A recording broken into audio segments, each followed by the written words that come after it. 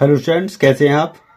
आज हम आपको लाइव पढ़ाने वाले थे, लेकिन किसी कारणवश जो आपकी जो वीडियो साफ नहीं दिख रही थी आपको, तो इस वजह से मैंने उसे बंद कर दिया। तो उसके लिए मैं आज माफ़ी चाहूँगा। आगे नेक्स्ट टाइम हम कोशिश करेंगे कि वो साफ हो जाए, और आज मैं उसके लिए एक वीडियो बना के आपके लिए डाल रहा हूँ।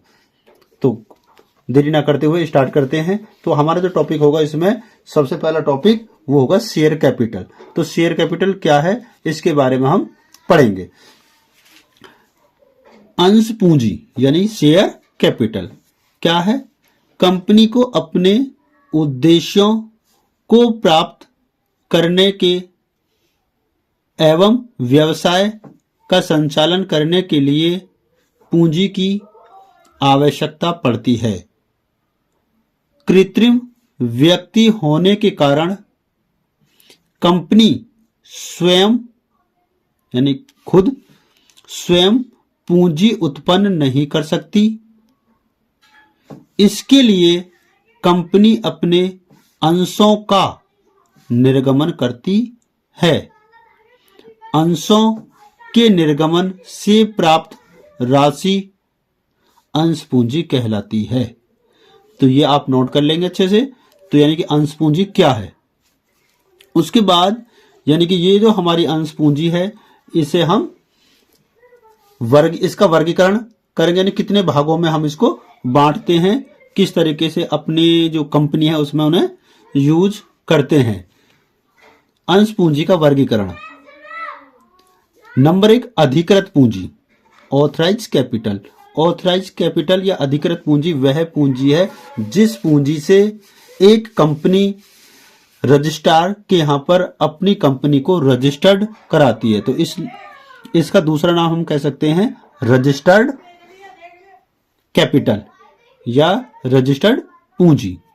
दूसरा है निर्गमित पूंजी, यानी कि निर्गमित पूंजी क्या है? निर्गमित पूंजी अधिकृत पूंजी का वह भाग है जो जनता को खरीदने के लिए निर्गमित किया जाता है या जनता को खरीदने के लिए, अंशों को खरीदने के लिए आमंत्रित किया जाता है। उसके बाद आता है प्रार्थित या अभिदत्त पूंजी। प्रार्थित या अभिदत्त पूंजी निर्गमित पूंजी का वह भाग है जिसे जनता ने खरीद लिया है या खरीदने के लिए एप्लीकेशन या आवेदन भेजे हैं। उसके बाद आता है आपका नंबर 4, याचित पूंजी, called up capital. Called up capital क्या है? यानी याचित पूंजी प्रार्थित पूंजी या अभिदत्त पूंजी का वह भाग है जो जनता से मांगा जाता है, यानी कि ये पूंजी आपकी अभिदत्त पूंजी के बराबर भी हो सकती है या उससे कम हो सकती है। आगे बढ़ते हैं। नंबर 5 आता है प्रदत्त पूंजी या पेड अप कैपिटल। इंग्लिश में पढ़ेंगे paid up capital. Paid up capital क्या है? यानी कि याचित पूंजी का वह भाग जो जनता के द्वारा कंपनी को चुकाया जाता है। ये याचित पूंजी के बराबर भी हो सकता है या उससे कम भी हो सकता है। उसके बाद आता है नंबर 6 पे आपका संचित या आरक्षित पूंजी, जिसे कहेंगे रिजर्व कैपिटल। ये वेरी वेरी इंपॉर्टेंट, यानी जो हम टॉपिक पढ़ रहे हैं वेरी वेरी इंपॉर्टेंट है। ये आपके पूछे जाते हैं। ये वाला क्वेश्चन है जो अभी हम एक्सप्लेन कर रहे हैं, ये क्वेश्चन आया हुआ है हमारा प्रीवियस ईयर में। तो ऐसा नहीं है कि हम आपको ज्यादा पढ़ाएंगे, हम बस लिमिटेड पढ़ाएंगे जो आपके लिए बहुत जरूरी है। तो क्या था? संचित या आरक्षित पूंजी किसका? प्रार्थित या अविदत्त पूंजी का वह भाग जो जनता के पास सुरक्षित, यानी कि जो उसके अंशधारी होते हैं, जनता से मतलब हमारा उससे है जो कंपनी के अंशधारी होते हैं, उनके पास सुरक्षित रहता है, जो कंपनी के समापन के समय उनसे मांगा जाता है। तो मैंने एक एग्जाम्पल बनाया है, इस एग्जाम्पल के माध्यम से सभी को समझेंगे। तो सबसे पहले हमने क्या किया, जो अधिकृत पूंजी थी, हमने एक अपनी कंपनी को 50,000 अंशों में यानी शेयर्स में 10 रुपये प्रति अंश के हिसाब से रजिस्टर्ड कराया है, तो 50,000 गुणा 10 करेंगे तो टोटल हो जाएंगे 5 लाख। तो 5 लाख हो गई हमारी अधिकृत या ऑथराइज कैपिटल। इस 5 लाख में से हमने 40,000 शेयर 10 रुपए वाले हमने कर दिए इशू, यानी कि 4 लाख रुपए हमने कर दिए इशू। यानी कि हम 5 लाख से ज्यादा नहीं कर सकते, यानी कि उसे कम कर सकते हैं। उसके बाद 5 लाख में से 4 लाख में से हमने यानी कि जनता को जो आमंत्रित किए हैं या आवेदन मांगे हैं 4 लाख के लिए मांगे हैं, लेकिन सिर्फ जनता ने 30,000 यानी कि 3 लाख रुपए के हमसे अंश खरीदे। उन्होंने एप्लीकेशन भेजा 3 लाख के अंशों के लिए, जिसमें से हमने 3 लाख में से जनता से मांगे हैं 8 रुपए के हिसाब से, 8 रुपए के हिसाब से यानी कि 8 या 24, 2,40,000 रुपए हमने मांगे। ये हो गया आपकी कॉल्ड अप कैपिटल। हमने मांगा कितना थे, यानी उन्होंने सब्सक्राइब किया 3 लाख और हमने मांगा है अभी उनसे सिर्फ कितना 2,40,000। 2,40,000 में से उन्होंने जो हमें पेड किया है यानी 20,000 अंशधारियों ने, यानी 20,000 के अंशधारियों ने 8 रुपए के हिसाब से 1,60,000 रुपए हमें दे दिया। लेकिन जो 10,000 वाले थे उन्होंने सिर्फ हमें कितना दिया है 6 रुपए के हिसाब से दिया है। तो 6 गुणा 10,000 करेंगे तो ये हो जाएंगे 60,000। 60,000 और 1,60,000 को हम जोड़ेंगे तो ये हो गया आपका 2,20,000 रुपए। 2,20,000 रुपए हो गई हमारी पेड अप कैपिटल। यानी कि अनपेड या एरियर आपका कितना बचा 10,000 गुणा 2, यानी कि 8 मांगे थे तो 6 रुपए के हिसाब से मिल गया, 2 रुपए के हिसाब से नहीं मिला 10,000 शेयर्स पर। तो ये हो गया आपका एरियर। इस तरीके इसको हम बोलेंगे एरियर या बकाया राशि। अभी यहां एक और देखेंगे जहां हमारा कॉल्ड अप कैपिटल है, उसी के नीचे थे कितने मांगने थे हमें 3 लाख रुपए, जिसमें से मांगे हमने सिर्फ कितने 2,40,000, यानी कि 30,000 शेयर्स पर 2 रुपए के हिसाब से 60,000 रुपए हमारे किस पर रह गए रिजर्व रहे, जो अभी हमने मांगे ही नहीं है। तो ये हो जाएगी आपकी रिजर्व कैपिटल। तो इस तरीके से हमने पूंजी की संरचना को समझा। आगे चलते हैं, हम जिसकी बात करें अंश, यहां शेयर शब्द आया अंश, तो इसके बारे में पढ़ते हैं आगे। अंश है क्या? अंश या शेयर, अंश कंपनी की पूंजी की अविभाजित इकाई होती है जो कंपनी द्वारा अपनी पूंजी प्राप्त करने के लिए विनियोजकों को बेची जाती है। विनियोजक मतलब जो भी व्यक्ति कंपनी में पैसा इन्वेस्ट करना चाहते हैं, यानी कि इनको बोलेंगे विनियोजकों, इन्वेस्टर, बेची जाती है। ये क्या है? अंश है। उसके बाद जो व्यक्ति अंशों द्वारा राशि का योगदान कंपनी को देता है अंशधारी कहलाता है।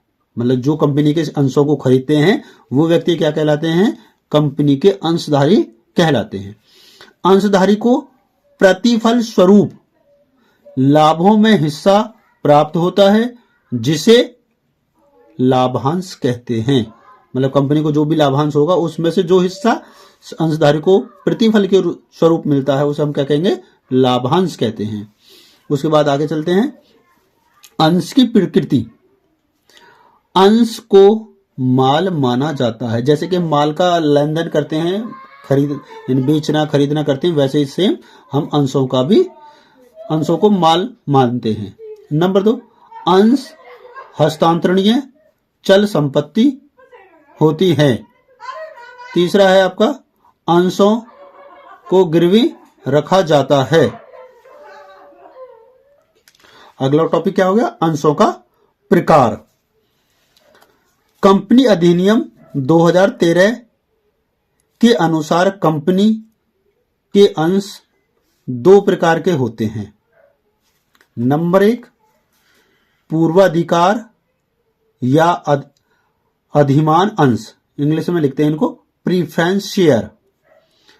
नंबर 2 होते हैं समता या साधारण अंश, जिन्हें इंग्लिश में लिखेंगे इक्विटी शेयर। समता अंश हमारे एक ही प्रकार के होते हैं, लेकिन पूर्वाधिकार अंशों के कुछ भाग होते हैं जब हमारा जो कंपनी का अंतर नियम होता है उसमें जैसे जैसे उनको क्लासिफाई किया जाता है, तो उनको हम कितने प्रकार से क्लासिफाई या कितने प्रकारों में अलग अलग विभाजित कर सकते हैं। तो जिसमें सबसे पहले आता है आपका नंबर 1 संचयी पूर्वाधिकार अंश, कम्युलेटिव प्रीफरेंस शेयर्स। संचयी पूर्वाधिकार अंश क्या होते हैं? मतलब कंपनी के ऐसे अंश जिन्हें, यानी ऐसे पूर्वाधिकार अंश जिनको अंतर नियम में किसी वर्ष लाभांश, यानी कि अंतर नियम में ये व्यवस्था हो कि यदि किसी वर्ष कंपनी इनका लाभांश नहीं दे पाती है तो अगले वर्ष इस वर्ष का जो भी लाभांश होगा, यानी कि समता अंशधारियों से पहले पिछले वर्ष का लाभांश और उस वर्ष का लाभांश दोनों को एक साथ जोड़कर इन्हें देगी। दूसरा आता है असंचयी पूर्वाधिकार अंश। इनको आप दो दो के पेयर में बना लीजिए, वो एक दूसरे के विपरीत होंगे। ये 8 पेयर हैं, 8 आपके टाइप हैं, 8 को आप अलग अलग दो दो के पेयर बना लो। पहला है संचयी तो दूसरा हो गया असंचयी। तो असंचयी का क्या मतलब हो गया?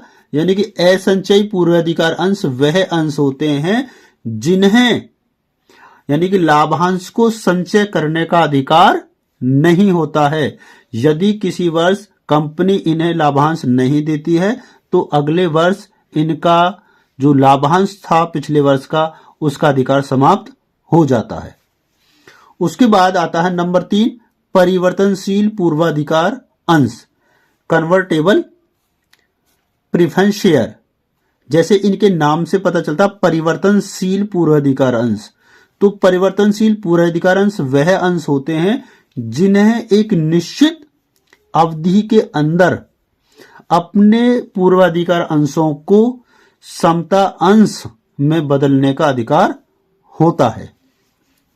उसके बाद आते हैं नंबर 4 अपरिवर्तनशील पूर्वाधिकार अंश, नॉन कन्वर्टेबल प्रीफरेंस शेयर। तो ये इसके जस्ट अपोजिट है, मतलब विपरीत होंगे परिवर्तनशील के। तो अपरिवर्तनशील पूर्वाधिकार अंश क्या होंगे?